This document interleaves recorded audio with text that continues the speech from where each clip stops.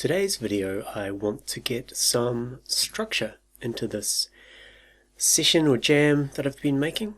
So I'm going to switch over to arrangement view today, and we're going to be working here. So what I'll do, let's just select all the clips.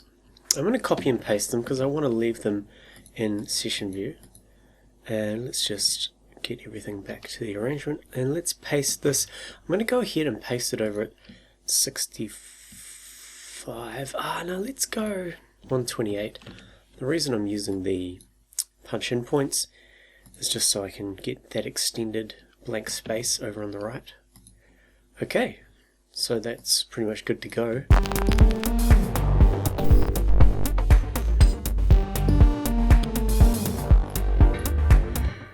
And let's call this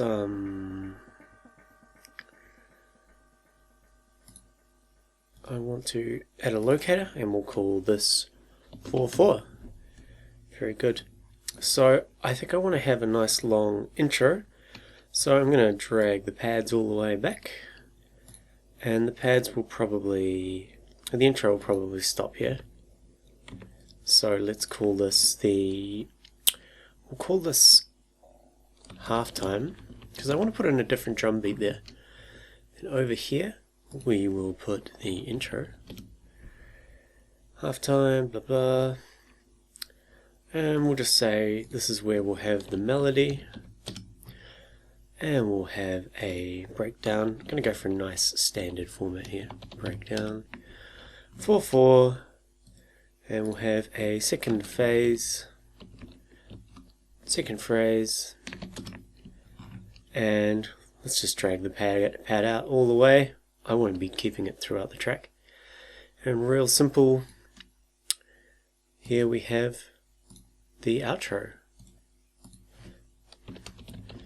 So let's go ahead and do let's put some stuff in place. Now, I will be changing a lot of this, but for example, the 4-4. So the kick drum, let's look at the kick drum. That's going to continue throughout all of this. And these drums will continue throughout all of this. I would say they'd probably extend out to the end as well. The bass, let's extend that out all the way to the outro. The chords, let's have the chords come in here. We'll also have the chords come in at halftime, and the melody here. And for the ARP, let's have the ARP at the intro. Then we'll give it a break when the halftime beat comes in. When the beat comes in, it sort of announces itself, so you can kind of subtract stuff from there and then add them in a bit later. And we'll have it during the breakdown. Again, we'll do the same thing. So this is the drop, and we'll have it again here, and the ARP and the outro. The melody, I believe we will put this here, and this needs to be worked on for sure. The noise. This is the noise rack, which needs to be muted. So the actual noise loop, don't know if it'll work with the halftime stuff, but let's try it. So I'll put this here. Let's extend this out,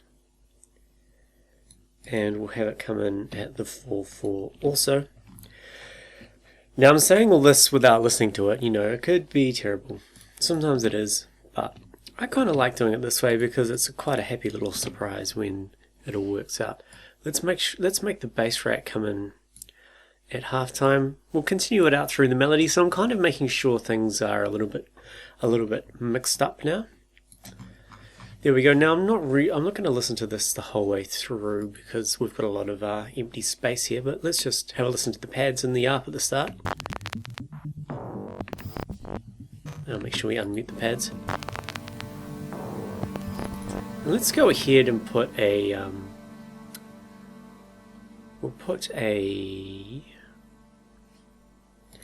not happy about these subgroups and the audio effects. I don't like it. I quite often have to try and remember where something is. Maybe I'll get used to it. So this is just going to be a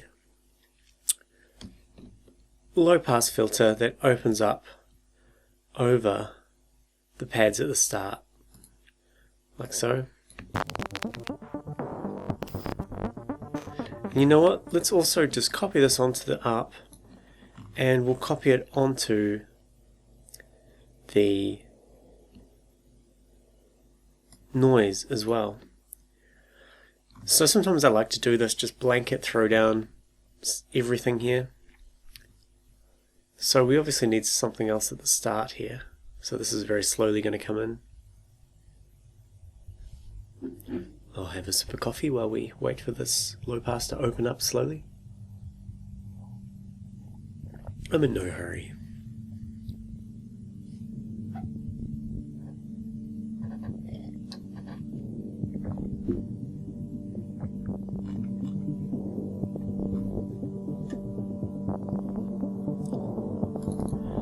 And remember, I added this auto filter here, so what I'll do while I'm here is the amount, I'll turn it down for when the melody comes in and for the breakdown, and we'll just have it going during the outro actually. So remember, this is the, you know what, I don't need to use the amount, excuse me, I'm going to Control Z that. We're going to be hitting the on and off button, which is not something I do too often. So we will have this off. We'll go a little bit before.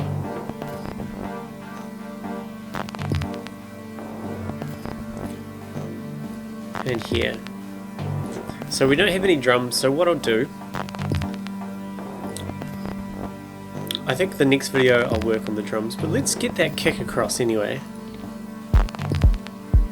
Let's just get a broken kick and a snare. So we can make this 1 bar. Let's just zoom in here.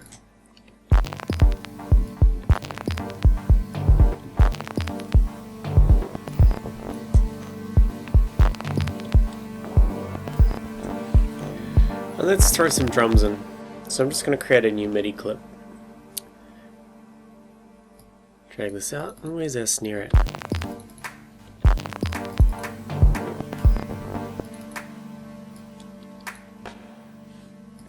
Let's just go like that, so this is 2 bars long.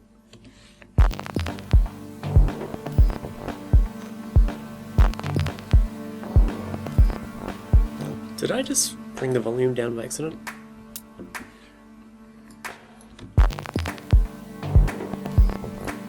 Kick is a little bit too active, let's just go like this.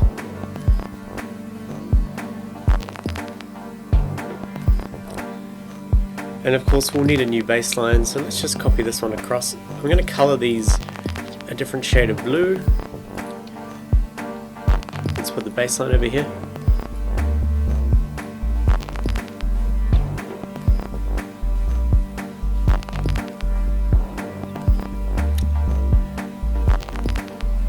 So I haven't really gone half time here. What I need to do is bring these across. One more. You know what, I can just delete these and make this 1 bar long.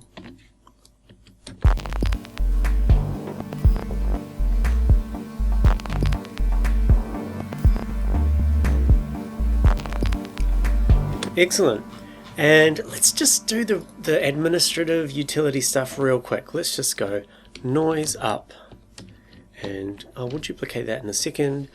Let's add an operator, change the oscillator to noise. I'm going to turn off the filter, and let's add our own filter here, and we'll add a standard reverb on high mode, turn off the high cut, bring up the decay time. So we now have a build-up sound. So let's add a, how many bars is this? 16 bars is quite a lot, but that's all good. Let's add this in. Like so, or we can just legato that. And let's just open this up. Give it a slight curve. We'll copy that across to here, and here, and here, and here. Let's see what happens.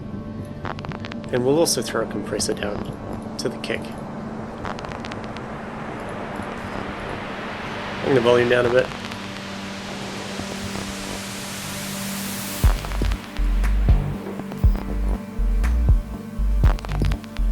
We could probably lose the pads here.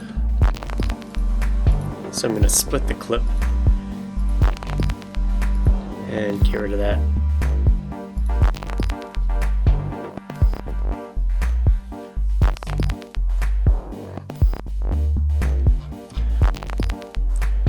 Let's just have one more listen into the 4/4 with the white noise.